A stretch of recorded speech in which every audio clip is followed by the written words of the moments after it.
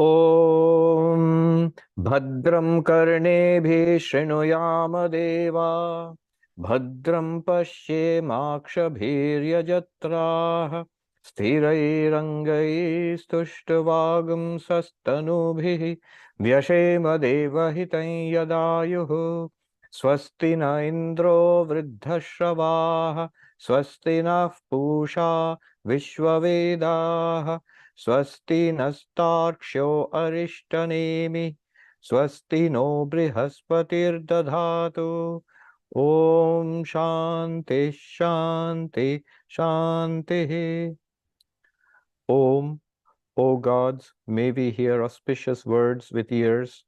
While engaged in sacrifices, may we see auspicious things with the eyes. While praising the gods with steady limbs, may we enjoy a life that is beneficial to the gods. May Indra of ancient fame be auspicious to us. May the all-knowing Pusha, god of the earth, be propitious to us. May Garuda, the destroyer of evil, be well disposed towards us. May Brihaspati ensure our welfare. Om, peace, peace, peace. So, namaste and good evening. Although I don't think it's evening everywhere. There are people from all across the world, different time zones. So it's been quite a gap, nearly more than 2.5 months. So little catch up. We are studying the Mundaka Upanishad. In the Mundaka Upanishad, what has happened so far is that the student, Shaunaka, he comes to the teacher, Angiras, and asks the question, "Sir, what is that by knowing which everything is known?" Kasminnu bhagavo vigyate sarvamidam vigyatam bhavatiti. Sir, what is that knowing which everything is known? And instead of answering directly, the teacher first says that knowledge is actually of two kinds. One is the knowledge by which the ultimate reality is known, and the other is the knowledge of everything else. There is para and apara, the transcendent knowledge and the relative knowledge. And then he goes on to define what this relative knowledge is, the apara vidya. And he basically talks about everything. So everything that we study is the relative knowledge. Whatever we know in this world is relative knowledge, including the Vedas, including the religious scriptures. Then what is the supreme knowledge? What is paravidya, the transcendent knowledge? He says, parayaya tad aksharam adhigamyate. That by which the imperishable is realized is the supreme knowledge, is the transcendent knowledge. And then he goes on to talk about the imperishable. What is this imperishable? And he says that there is that from which the entire world has come. He talks about the ultimate reality beyond all attributes, Nirguna Brahman, and the ultimate reality with attributes, God, Saguna Brahman. And the knowledge of that, he says, it's that by knowing which one knows everything. And of course, by that we should understand one knows everything in the sense that Brahman is the reality of everything. So when one knows everything means you know that everything is Brahman. Whatever you come across in life, it is Brahman, and you are Brahman. So this is the ultimate knowledge. What's the point of all of this? The point is the same project which is there all throughout Vedanta. That is overcoming suffering and attainment of fulfillment. It is because we do not know ourselves and this world as Brahman that we are continuously unfulfilled. We feel insecure. We feel afraid. We feel lack of completion, and therefore we reach out into this world to fulfill our desires, to avoid sorrow and pain, and none of that really works unless we know ourselves as the limitless, as the infinite. So for example, the fear of death, the biggest fear, the greatest fear, it will not go away until you realize you are immortal. So the lack of fulfillment, it will not go away until you realize you are infinite, that all of it, whatever, there's nothing in this universe which is not yours, which is not you really. Then fulfillment comes. So in this way. Now, that was the first section which we did. And then the Upanishad takes a pause to talk about apara-vidya. So it's made this clean distinction between the transcendent knowledge and the lower knowledge, the higher knowledge and the lower knowledge. The knowledge of Brahman, realization that you're Brahman, is the higher knowledge. But there's this lower knowledge. And then the Upanishad is going to talk about that, has started talking about it. Why does it talk about the lower knowledge? Because the Upanishad is actually embedded in the Vedas. It's part of the Vedic tradition. And if you look at the Vedas, Vedas have a clear structure. There is what is called the Karma Kanda, the ritualistic portion, and the Jnana Kanda, the knowledge portion. What we are studying, the Upanishads, they are the knowledge portion. And Upanishads refer to that, that knowledge portion is actually what is called the higher knowledge, the Paravidya. Again, technically, if you remember, the higher knowledge is not even the Upanishads. It's that enlightenment which makes you realize that you are Brahman. That is specifically the higher knowledge. Even the Upanishads are higher knowledge only in a secondary sense, because they will help you to get that enlightenment. But anyway, there is this bulk of the Vedas, the most of the text is ritualistic. It's full of various kinds of rituals, and that is what is meant by the lower knowledge or the relative knowledge, apara-vidya. Remember, relative knowledge is all kinds of knowledge, including our science, our literature, art, all of that, history, everything that we study, all secular knowledge and all religious knowledge, all of that is the lower knowledge. But in the Upanishad, because it's the Vedic context, so when it talks about the lower knowledge, it talks about the just what is there in the Vedas, that is the ritualistic portion of the Vedas. And then we saw it talks about the various elaborate rituals which are mentioned in the ritualistic portion, the Karma Kanda. The Karma Kanda itself has actually two parts. One is known as karma, which literally means ritual, and other one is known as upasana, which means meditation or worship. Both of them are action. The rituals are physical actions. So they light a sacrificial fire, design the altar, light the fire. There are priests who will chant and physically offer oblations. So there are very specific rituals for that. And the upasana, the meditation or worship portion, is the mental worship. So there are certain things to be visualized, but that's also action. One is mental action, the other one is physical and verbal action. And that's why the whole thing can be called Karma Kanda, ritualistic portion. Now, what was the goal of the Karma Kanda? Why would they perform these? The same goal, overcoming suffering and attainment of happiness. That's the basic goal of all human beings. The way the Karma Kanda tries to do this is to use these rituals in order to fulfill desires. So lead a pious life, ethical and pious life, and then engage in these religious acts. And because of these religious acts, they produce a certain merit. What we would today karma, they had a technical name for that. The result of the Vedic religious acts are called apurva. So like accumulated merit. And what does that do? And that's invisible. We don't know. We don't see it. You can actually see the rituals being performed. They're quite elaborate, and what the result that they generate is a matter of faith. That's why it's religion, it's not science. It's a matter of faith. The ancient Vedic people believed it generated a lot of good karma, which they called apurva. And that good karma would give results in our lives. What were the results? Basically, whatever we wanted. So results could be this worldly or otherworldly. This worldly results would be anything. People wanted wealth, kings wanted to conquer other kingdoms. So we often hear of the famous Ashwamedha Yagya, one of the most elaborate rituals in the Vedas. The goal was very worldly. The king can expand his empire or kingdom. There were people who wanted rainfall, cattle. So cattle was the form of wealth, in ancient and in Vedic times. So you would want more cattle, your herds would expand. Not only in Vedic times, and in the Wild West also, cattle was was was wealth here in America itself. So you would want more of cattle or rainfall, or you want to prevent diseases. You wouldn't want children and grandchildren. So whatever people wanted, those you could get. And not only that, people believed in multiple heavens, not just one heaven, but multiple heavens.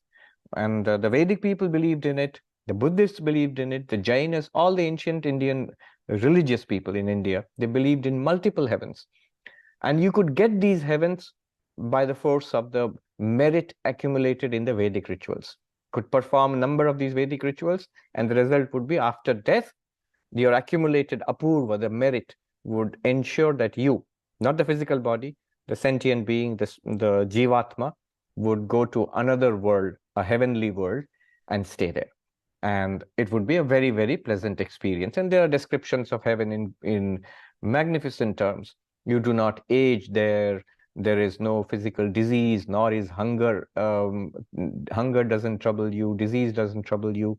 It's always, air conditioned. There is no heat and cold. There are no enemies, except, of course, sometimes demons come and attack. But otherwise, the heavens are very secure. Like they are like gated communities. So you're very happy and secure. Now, and there are descriptions. We read it last time. After death, the person who has performed these Vedic rituals, they are greeted by heavenly beings who say, Ehi, come this way. And they chant in your glory, and they'll say, this is the world that you have won by your pious Vedic lifestyle. The Vedic rituals that you have performed, your merit has won you this world. And you stay there for a very, very long time. In the Gita, Sri Krishna says that you stay for a very long time enjoying heavenly felicities. But the problem is, this is all won by karma. And karma is limited. No matter how much good karma one does and how much bad karma one does, the result is always limited. The enjoyment generated by good karma is limited. It will come to an end. By limited, I mean it will come to an end. And the suffering generated by bad karma is limited. That will also come to an end. And when it does come to an end, we are back to the same cycle. We are again reborn in this world, hopefully as human beings, usually as human beings, but the Upanishad will say it might not be.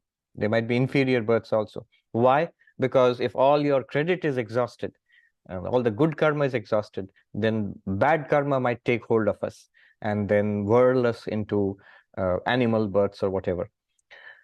And thus it will go on. So the point of all of this is, yes, the ritualistic religion does work. However, it is strictly limited. It is no deep solution to our problem of samsara.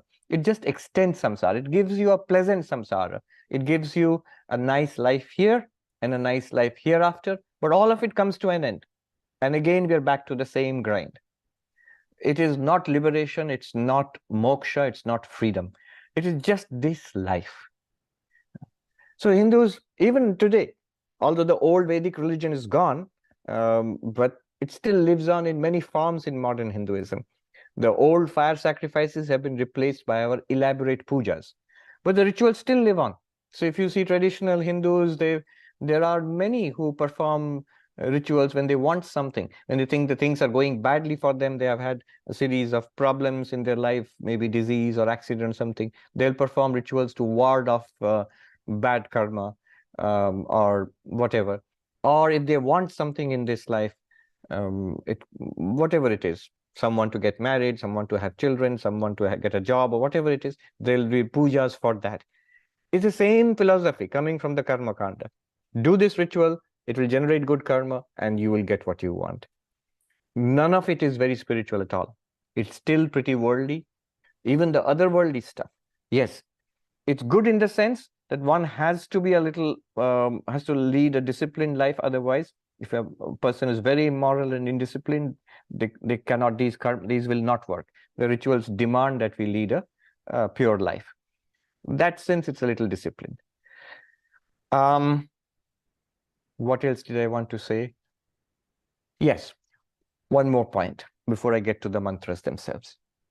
One might ask, so what is the relevance of this today? I can understand the relevance of spirituality, of the meditation and knowledge and devotion, but these rituals, what is the relationship today to our lives? Well, there is a lot. It's very relevant. Though we may not perform elaborate fire sacrifices, it's very difficult in modern American homes because they all have fire alarms. So even when a little ritual is to be performed, I have seen that all the time. People ask, have you switched off the fire alarm?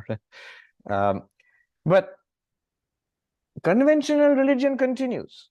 This understanding of religion as a support in our worldly life. You have a family, a job, you have your own financial and physical health to think of. People are weak, people are insecure, and they need the help of religion, the help of God. This you see in every religion. Why just modern Hinduism? In every religion.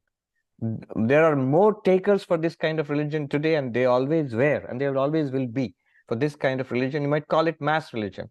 That religion, our prayers, our rituals, they're all meant to be an aid to our present life. Not for enlightenment, nirvana, or moksha, not for that. Just for this life. Let things go well here. One might say, what's wrong with that? Nothing wrong with it. That is conventional religion. That's why most people go to temples, churches. If you go to a church service, for example, you see a lot of the prayers are for, such and such member of our congregation was ill. Let us pray for, that person may recover. Things like that. Let us pray for this person or that person, for this cause or that cause. All of it is this worldly. And that's conventional religion. But what is going to be pointed out is spirituality is higher than this. I always say the difference between spirituality and conventional, the higher religion and the conventional religion, between spirituality and mass religion, the difference is this. Is God for my life or is my life for God? Is God the goal or is this world the goal? If this life, this world is the goal, then it's conventional religion. Money is good for me. A nice environment is good for me. Law and order is good for me. Nice people I want around me. And I also want God in my life because it all adds to a good life in this world. And hopefully I will go to heaven after death. So this is conventional religion. And what I'm stressing is, this is very much a reality. If you look at religion around the world, the most popular kind, the maximum number of people go for this kind of religion, whether it's a temple, a church, a mosque, a synagogue, whatever it is. And this is part of conventional religion and it's not to be frowned upon. This is, every religion does this and it will continue. And there's nothing wrong in it. What's good from a spiritual perspective, what's good about this? What's good is this, at least it generates faith in God.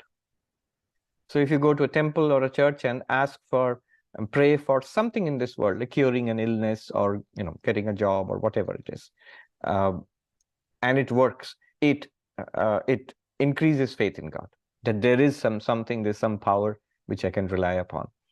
Mental health, it's now a well-known fact that psychiatrists say that is a well-known fact that those who have a deep and genuine connection with religion, they are generally better off mental health-wise. And even if they have mental health problems, they are more resilient. They can recover or handle it better than people who have no religious faith. So physical health, mental health, community, family life, all of it is actually improved by conventional religion. Why am I saying all this? Because this conventional religion is now going to be criticized sharply. That's why. So criticism is only from the perspective of trying to push us to an understanding of the higher religion. See, the student asked, what is that by knowing which everything is known? He's asking this question about the highest question, the ultimate reality of this universe. So the teacher is showing him this journey from conventional religion to spirituality. So there will be a criticism of conventional religion. And what was conventional religion in those days? The Vedic Karma Kanda, the ritualistic portion of the Vedas. Now that was praised in the last few mantras which we did before summer. Now that will be sharply criticized. So that's the background.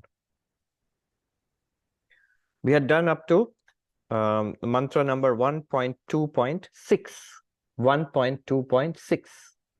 Now we'll go to 1.2.7, which is where the criticism begins. 1.2.7. Plavayete adrida yagyarupa ashtadashoktam avaram yeshu karma etat shreyo ye abhinandanti mudha jara mrityum te punarevapiyanti. Translation. Since these 18 constituents of a sacrifice, on whom the inferior karma has been said to rest, are perishable because of their fragility, therefore those ignorant people who get elated with the idea, this is the cause of bliss, undergo old age and death over again. Let me go to the original commentary by Shankaracharya. Shankaracharya introduces this criticism by saying that, all right, this is part of religion.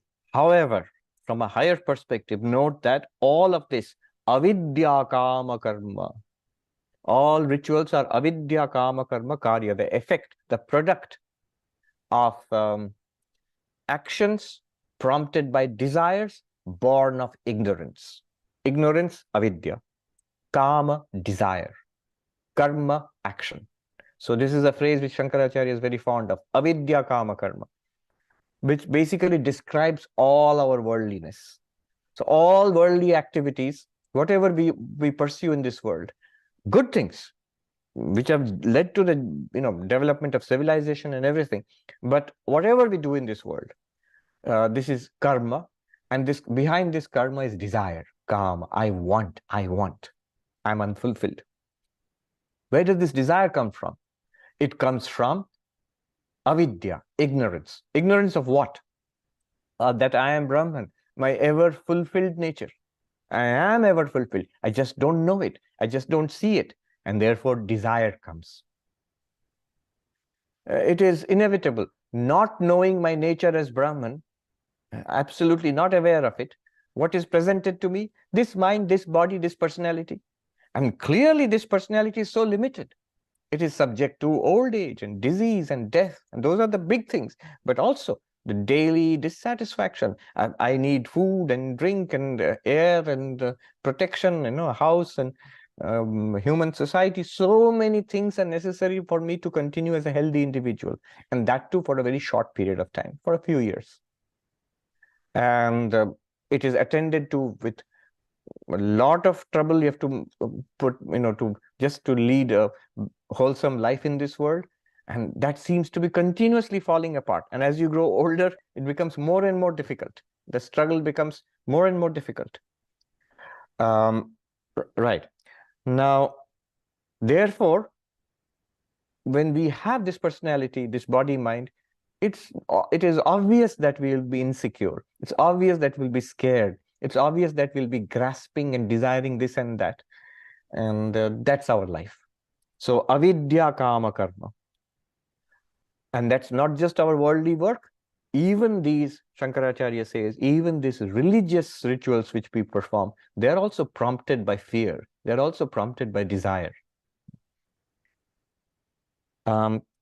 So there's a word used, plava, adrida yagya rupa. He says, they're like rafts, little boats, fragile little boats on a stormy ocean. If the idea is this, those religious persons, those pious persons who want to solve their problems in this life by these Vedic rituals, it is a foolish endeavor, because these rituals are like fragile rafts, frail rafts on a tumultuous ocean. You're going to drown. It's not going to save you. And he explains here, he describes the rituals as ashtadasha, that 18 factors are involved. What are the 18 factors? Shankaracharya explains, Shodasha Ritvijaha Patni Yajamanascha iti ashtadasha. So in the big Vedic rituals, there used to be 16 priests together. 16 priests, 16 ritualists. They would chant. You would hire them. If you wanted a ritual to be performed to fulfill your desire, the 16 priests would come. They had specific duties and they would perform the ritual. Plus, you would be there, the Yajamana, the man of the house, Patnishcha, and his wife. So the husband and the wife. And by the way, it was only married people, husband and wife, who were authorized, who had the right to perform these rites, the authority to perform these Vedic rites. So a monk couldn't perform them, for example. An unmarried man or woman couldn't perform them. You would have to be a couple. That's why there's a very interesting story. When Rama had so unfairly banished Sita to the forest, and then he wanted to perform this huge ritual to expand his kingdom, he couldn't, because without Sita he's not eligible to perform a ritual. And then there's the story of the golden Sita, that he made a Sita statue out of gold, and that sat next to him when he performed the ritual. So it was imperative that you had to be a couple. And therefore, the Karma Kanda, the Vedic ritualistic religion, was actually primarily for married people. Monks had no role. That's why the Upanishads were Vedanta was for everybody, including monks, but the rituals were very specific for non-monastics.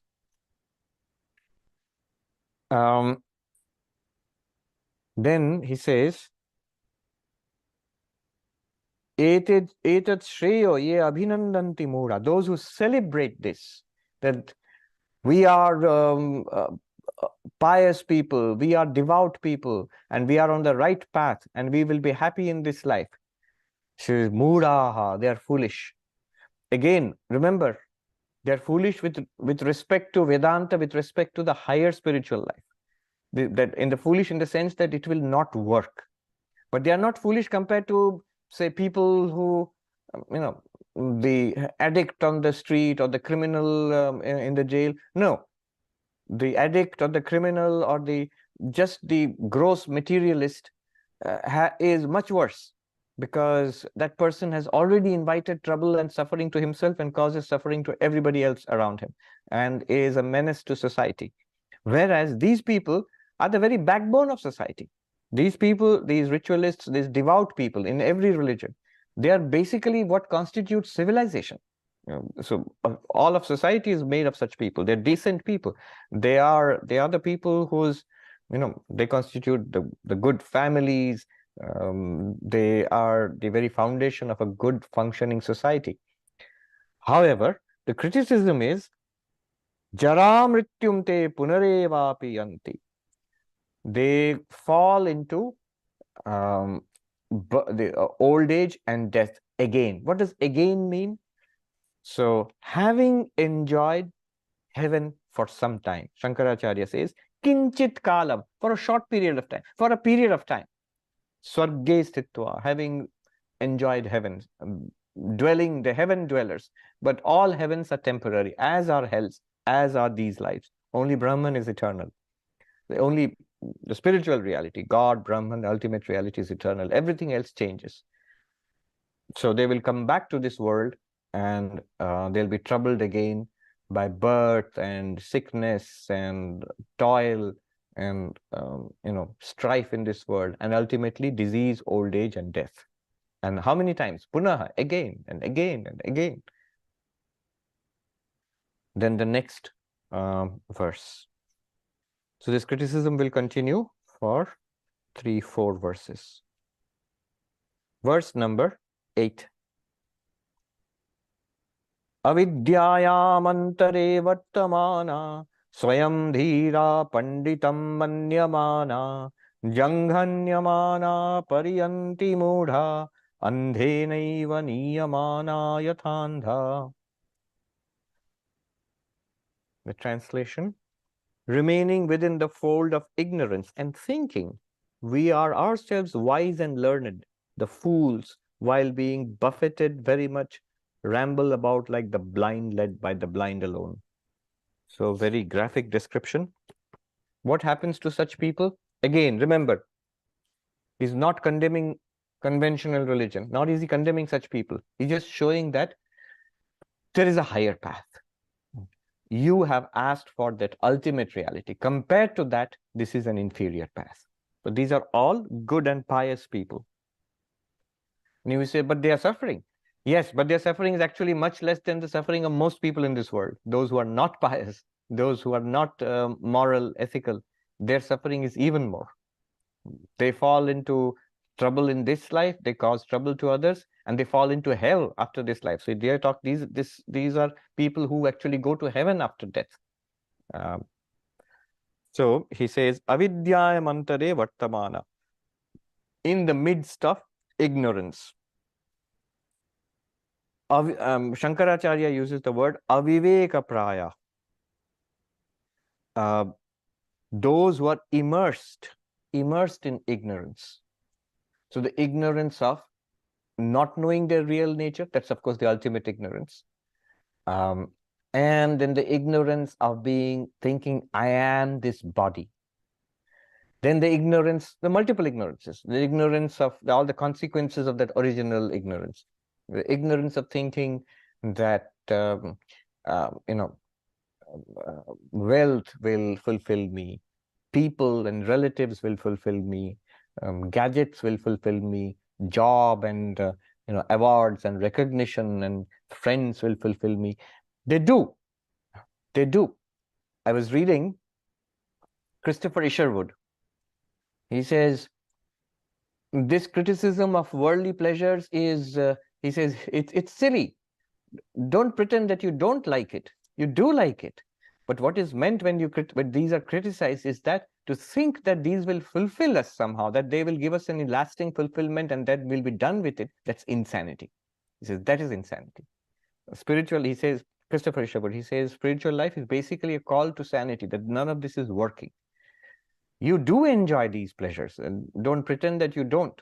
But notice that they are not fulfilling you. None of it is lasting, none of it is, and time is running out.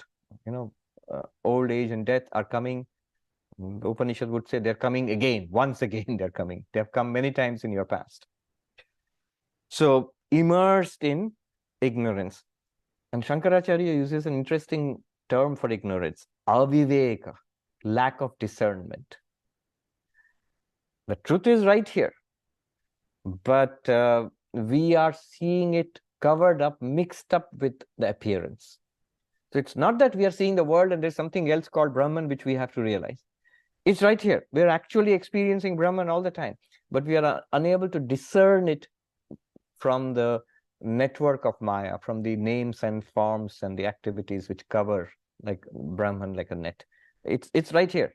It always was here. And when we become enlightened, we will realize all the time it was here. But I just didn't see it at all.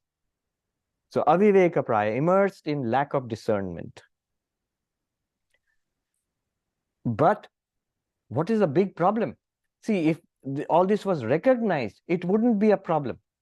But it's not recognized. The vast majority of people don't recognize it. It has to be taught to us. It has to be told. You have to go to, Upanishad class, and then it has to be pointed out. What is the source of our problem? We are suffering, but we don't see the source of our problem. We just repeat the same solutions. I'm unhappy. So what do I need? I need pleasure. I need entertainment. I need money. I need people. I need more time and a healthy time. All of these. And I don't even question it. So here he says, Swayam dhira panditam manyamana. He says, Shankaracharya explains that the problem is such people, they think we know. We are wise people. We understand what life is all about. Now, the problem with that kind of wisdom is then they are unteachable. Until a person asks a question, the person cannot be taught, which is the main reason why Vedanta has never been really missionary. One must have a serious crisis, a question, like Arjuna had. Notice, in the Bhagavad Gita, Arjuna, he comes charging into the battlefield already. He thinks he knows it all, and he's going to fight this battle and get what is his and punish the villains. But then he has a crisis. And he complains. He tells Krishna about his doubts, his worries. Even then, Krishna does not reply. It's only when Arjuna asks a serious question, I'm in trouble, I just don't get what I'm going to do now. What's the point of this? And therefore, what is the point of anything at all? And then what should I do? And you are the teacher, you are fit to teach me. I am your student, please help me out of this. And then Krishna opens his mouth. And that's well into the second chapter. The first chapter, Arjuna speaks, Krishna doesn't say anything. So the problem is, as long as we think we understand, we won't ask a question. Sri Ramakrishna, we are reading in the Gospel of Sri Ramakrishna, he says, he gives the example of the camel which eats thorny bushes, and the thorny bushes, they cut its lip and it bleeds and it hurts, but the camel just knows how to eat that, and that's what it does. It goes back there again and it gets cut and it bleeds, and it goes back again and eats thorny bushes. Another example Sri Ramakrishna gives is there are the prickly leaves around a pineapple, the fruit. He says there are people who eat the leaves, the prickly leaves around the pineapple, and they miss the fruit itself. And it's a good example because the prickly leaves are very poor fare, especially compared to the pineapple. That's one. Second, the pineapple is right there. It's not something different far away. It's right there. It's a lack of discernment. Something which is there, which will actually fulfill you, will give you security, take you beyond fear, will give you lasting fulfillment. That's there, but we somehow don't see it. And here the Upanishad says we don't see it because such people, dhira, dhimanta. Dhimanta means possessed of acute intelligence. We are intelligent. Not only intelligent, pandita, we are pandits. So this is an old Sanskrit word, now it's part of English. So you have Wall Street pundits, you have political pundits, but originally it meant a traditional scholar. A pandit is a person who's a scholar. There's another deeper meaning of pandit, by the way, it's not relevant here. The deeper meaning of pandit is the one who has panda. The Sanskrit word panda, Shankaracharya explains as Atma Vishaya Prajna, the wisdom regarding the self, that I am Brahman. This is the meaning of the word panda, and the one who has that is a pandit.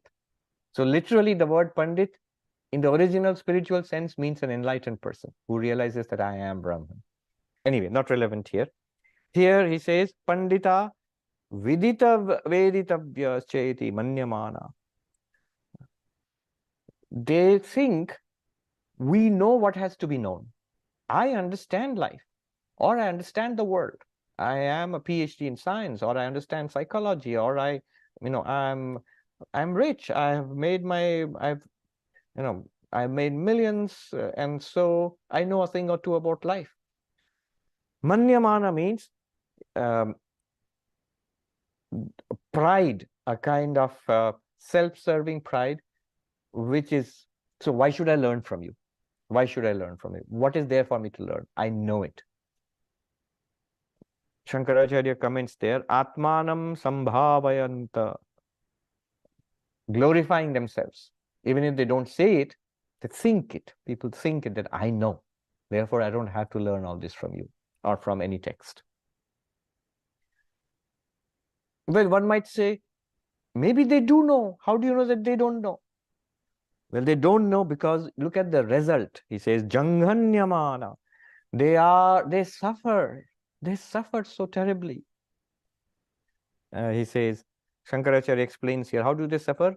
Jara, roga, the aneka, anartha, vratehi. Vrata means, the Sanskrit word vrata means collection, group. A collection of a whole bunch of evils. There is illness, physical and mental. There is poverty, actual or imagined. There's a poverty mentality that I don't have enough. How much is enough? The definitions of enough differ from from society to society, and in one's lifetime also, from different times in one's life. So nothing is enough. Jara, old age, roga, disease, aneka, many kinds of unfortunate ill fortune, and it will come to everybody. It will come to everybody. Brisham Pidyamana, being troubled terribly. Many people will say, especially in, fortunate, advanced societies, well-off societies like this, say, I'm not really under terrible suffering. This doesn't seem to describe my state of. And then Upanishad will say, just you wait. Just you wait. It'll come to everybody. You are eternal beings. You are not born with the birth of this body. You will not die with the death of this body. So that's good. Not really, because there are lots and lots of things which have happened to you in the past, and lots that's going to happen in this life and in lives to come. So, pariyanti, what happens? Vibhramanti, they go round and round, they wander around. So the example they give is like the blind led by the blind. So the way in the world as blind people, he says, darshana vajjitatvad andheneva achakshushkena. He says, as they wander around due to lack of seeing, they don't see what's going on in life. And it's made worse because they are led. Niyamana pradarshana marga.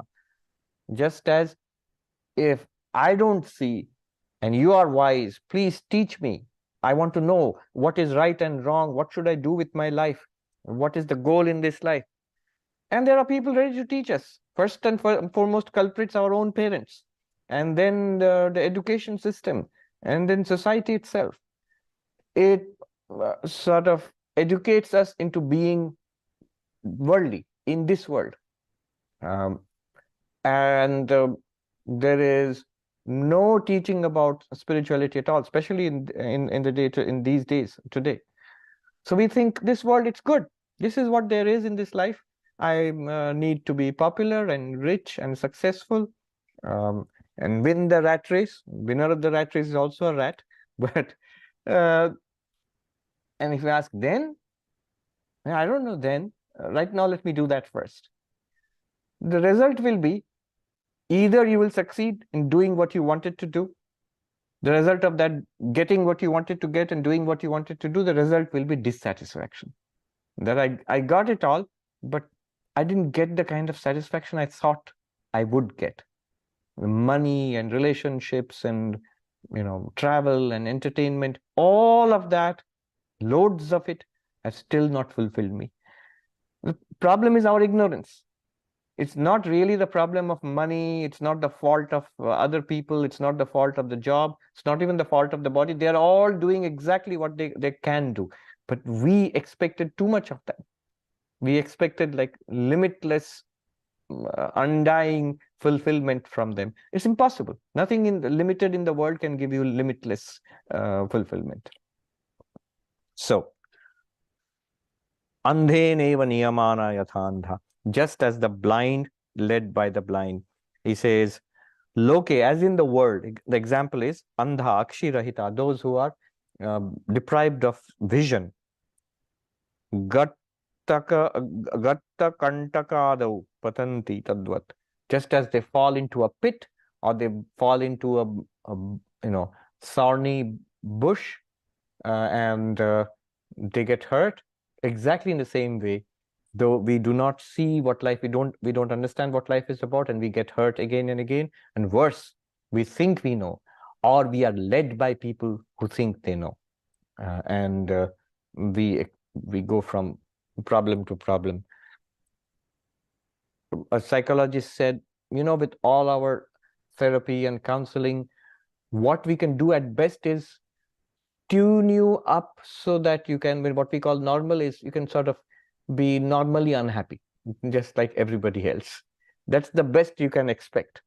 And that also is only temporary. I know this person, she suffered a terrible bereavement, but she's a trained counselor, psychologist. And she says, I have counseled people who have suffered similar bereavements. But when it happened to me, let me tell you, none of it works. None of it works. Is there anything that will work? Yes, yes. Spirituality works. And it has been demonstrated again and again. Not that it will remove the suffering caused by the bereavement or the illness or whatever it is, but you will find something deep, which and unshakable, centered in which Gita says even the heaviest of sorrows cannot shake you. Krishna says, Yasmin sthito dukkhena gurunapi na vichalyate, centered in which even the heaviest of sorrows cannot blow you away, cannot shake you, cannot move you. That means the heavy sorrows will keep coming. Whatever, light or heavy, whatever is there because of our past karma, they will keep coming. But you have found a secure foothold, that is in the realization that you are the Atman, or if you are a devotee, in your beloved Lord, and nothing else matters. I mean, it will not shake you. In the New Testament, Jesus also says that those who build their house upon sand, the winds will blow and then great will be the fall of that house. But those who build their house upon solid rock, the winds will blow, but the house will not be shaken. Solid rock is this, spirituality. Self-knowledge, it's one way, or devotion to God, faith in God, that's also another way. And both will work. One more verse and then we'll stop. Avidyayam bahuda vartamana vayam kritartha ityabhimanyanti bala yat karmino na pravedayanti ragat tenatu rakshina lokascha vante. Translation. Basically the same thing, little variation. Continuing diversely in the midst of ignorance, the unenlightened take airs by thinking we have attained the goal. Since the men engaged in karma do not understand the truth under the influence of attachment, thereby they become afflicted with sorrow and are deprived of heaven on the exhaustion of the results of karma. Avidyayam bahuda vartamana, in the midst of ignorance and its multiple products. As I said, it's not just some kind of philosophical, oh, I don't know, I'm Brahman. That doesn't seem to be such a serious problem. But no, the consequences are very serious. When I think, inevitably, I'll think, I am this body. Okay? Then what? But if I think I am this body, every problem of this body is my problem then.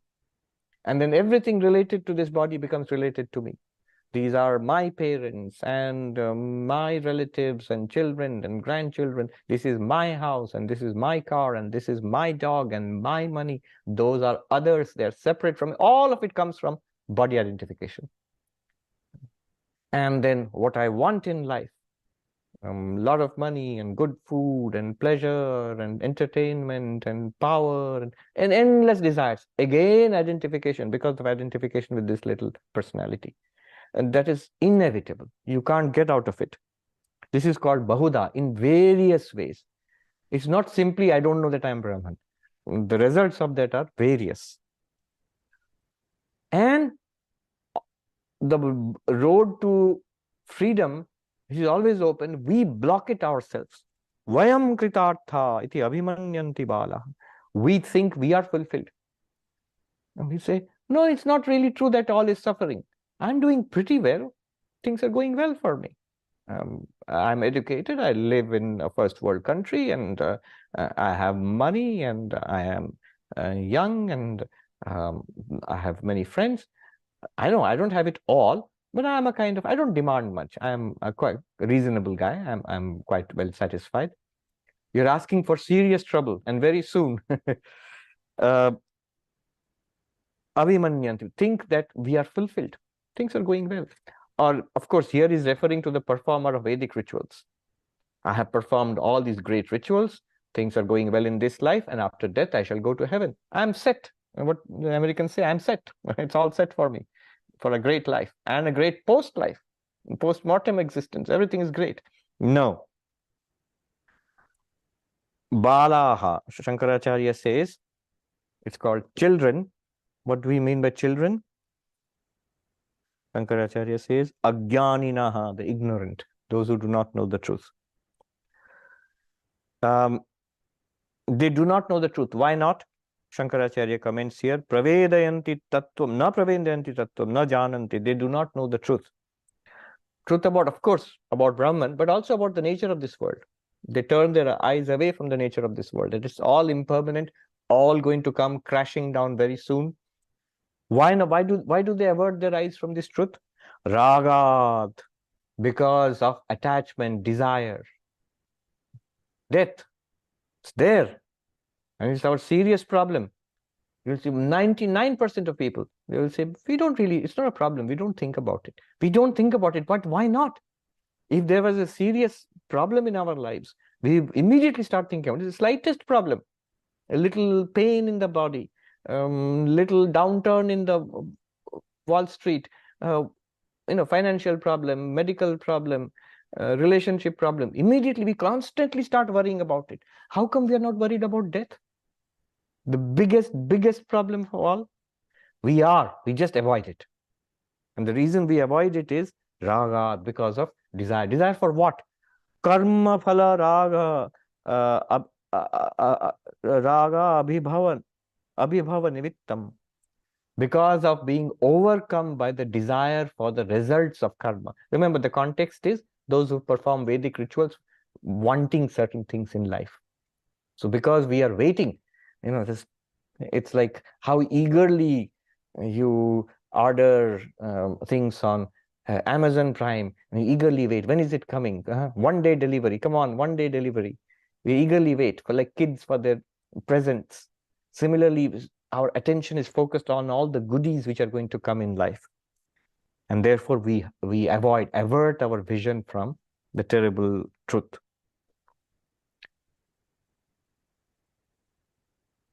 Then what happens? Atura, dukkharta, troubled, sorely troubled by sorrow. Even the heaven which they win, the greatest of prizes. So most modern people don't believe in it, so they're not bothered by it. But imagine, those ancient people truly believed the best life, we are having a great life here, the best life is still waiting for us. After death, we'll go to these wonderful worlds. And they will go to these wonderful worlds. But kshina lokaha, these worlds will also decay. Kshina karma phalaha, as your karma credit runs out, as the good karma is spent. Swargaloka javante, they fall from their heavenly abodes back into this life again. And when it's gone, it's all gone. Just like in this life. Somebody told me, it was an elderly lady. She said, Swami, it was just the other day that I came to Vedanta as this young girl. So where did 30, 40, 50 years go? We can just think about it right now. We can imagine, we can remember, important moments in our childhood, in our teenage. We can clearly remember. And that's 40, 50, 60 years have gone. And it seems like a flash. And the remaining time, suppose you live for 80, 90, 100 years, a psychologist said that time doesn't flow, psychological time doesn't flow in the same way. So person who's going to live for, say, 80 years or 90 years, by the time you're 50 or 60, it's not that, like half of your life is gone and half is remaining. Technically, that's true. But psychologically, 3/4 of the life is gone, or 4/5 of the life is gone. In the next 30, 40 years will pass just like that. Because as you become more mature, you don't register the flow of time in the same way. And all the important, interesting things have already happened in the past, and it's gone and done with. And the rest of it is the same, technically the same amount of time, but it won't feel like that. It'll feel it's as if each year is just like the last year and it's moving very fast. So this is the problem with the ritualistic religion. Why is he talking at all about this? Because this relates to the question which was asked. What is that by knowing which everything can be known? And the teacher says, you are asking the ultimate question. What is the ultimate reality of the universe? Who am I? You are asking that question. Everything else, including the best things, science, religion, art, are still not enough. Houston Smith, when he's talking about the different religions of the world in his book, Religions of the World's Religions, he talks about the 4 goals in Hinduism, pleasure and wealth and dharma, morality and religion, and moksha, liberation. He says, after we have experienced all the best things in this life, he gives the example of Beethoven. You hear Beethoven, and then a little small voice says, is this all? This is the highest thing, most highest aesthetic enjoyment that life can give. And you still ask, is this all? This is a magnificent, but still, is this all? There's nothing more in life.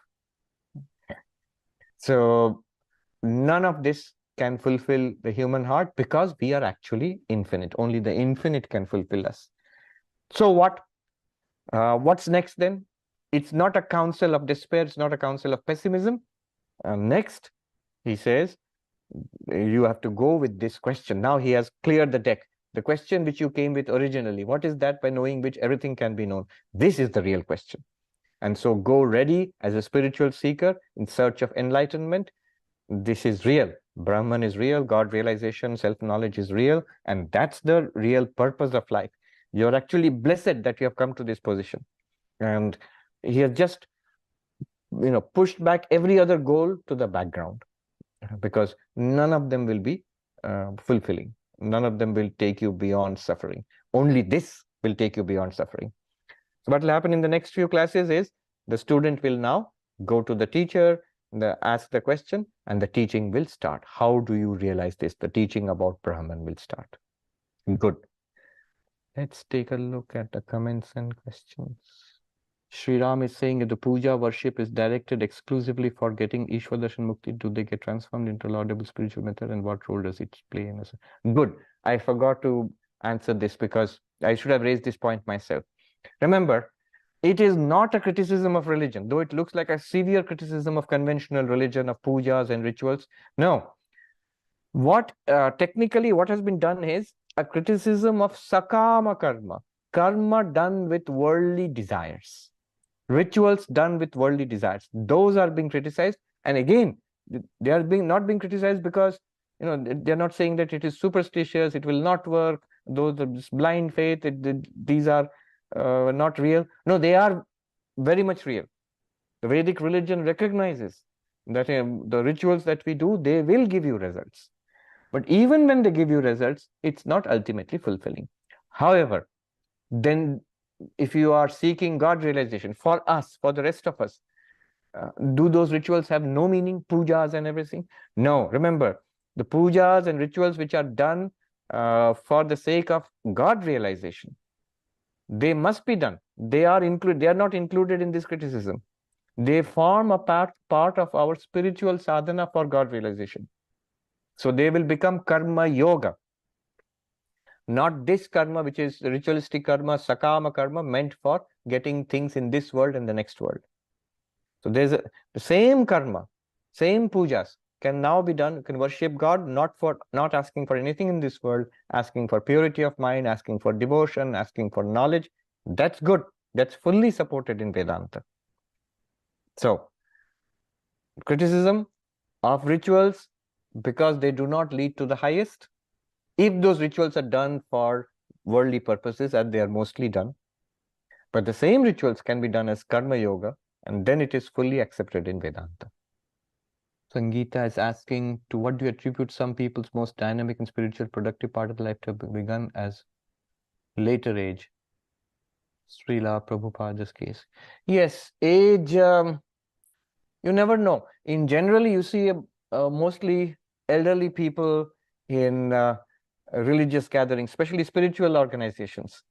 And I've seen monks always complaining, even in India, that only old people come to the ashram. In fact, in many times when Swamis would come to give talks in the ashram next to which I grew up, I used to be the only kid around. And everybody else they were all elderly people, mostly grandparents or some uncles and aunties. That's natural, actually. It takes a little while for the nature of the world to sink in, and then that maturity comes, and when people start seeking. It depends on our spiritual development.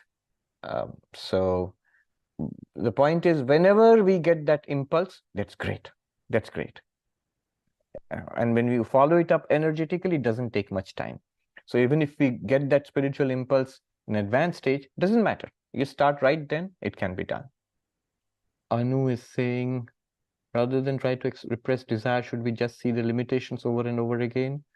Even as we fulfill a few of them, in this way, we will eventually outgrow them. True. If you strenuously try to repress desires, then it just adds energy to them. So the householder life, for example, fulfill the desires within the limits of dharma and reflect on that. And so as long as we are in this world, you're going to eat, you're going to meet people, you're going to, go for a vacation. That's fine.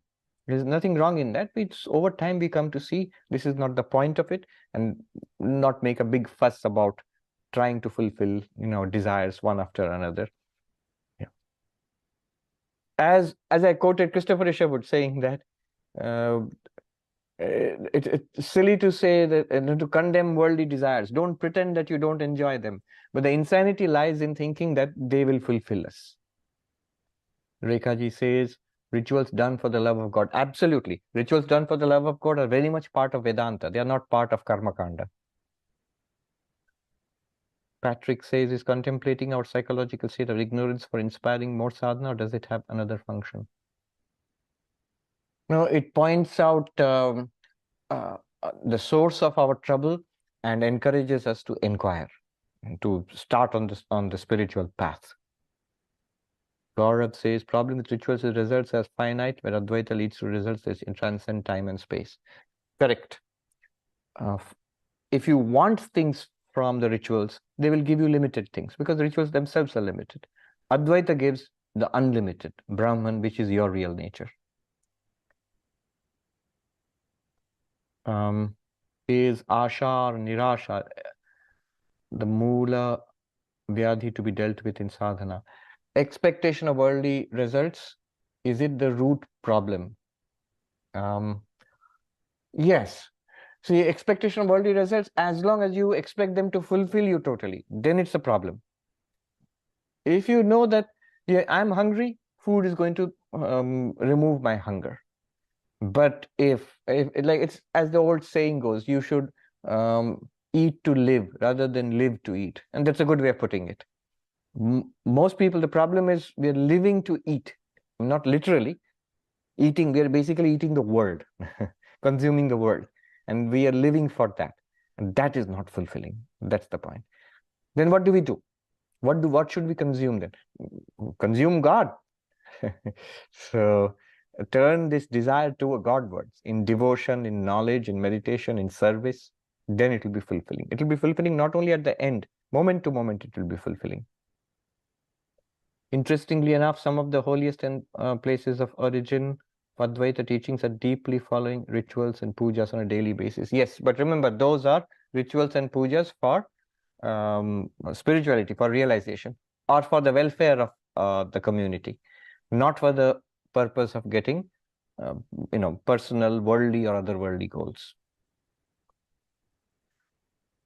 Somebody's laptop is about to die and takes leave. So this is the very nature of, even the laptop is part of this transient world. Don't worry, charge it, it will be born again. It will, the laptop will come alive again, just like us. Parul says, with the festive season upon us, there's a rising trend of some home pujas. They're distinctly social occasion. Is it okay not to attend upon invitation? Once in a while, as long as your time and energy is spent in spiritual practice, meditation, devotion, Vedantic study. I know most of the pujas tend to have an overtly social dimension. So you may attend some and give others a miss. All right. Anuradhadi. Okay. It's on the Shankaracharya's Bhashyam. The last word, I cannot... what is the word? How do you break it? Swarga Loka Chaya. Swarga Lokat Chavante. What does Chavante means to slip and fall. To slip and fall. Chavante. Swarga Lokat Chavante. Swarga Lokat. From the heavenly world to descend or to fall from, or to lose that state. Krishna says to Arjuna that Shine Punye Matyalokam Vishanti, as the heaven dwellers, as their good karma runs out, as their punya karma, the merit runs out, he uses exactly the same verb, Okay. Chavanti, they slip and fall. The heaven dwellers slip and fall back into our mortal world. Even those, the heavenly worlds are also mortal, but they are much more long-lived than us. Compared to us, they might as well be mortal. But then they fall back to this worldly state. And he will say that in the next mantra, not only this world, they may fall back into the animal worlds also. So such a great fall might be there. So imagine having had a human birth, performing Vedic rituals, going to heaven, and then tumbling back into and being born as an animal. So it really didn't help at all. Maybe, I mean, not always. Good. Om Shanti Shanti Shanti Harihi Om Tat Sat Shri Ramakrishna Arpanamastu.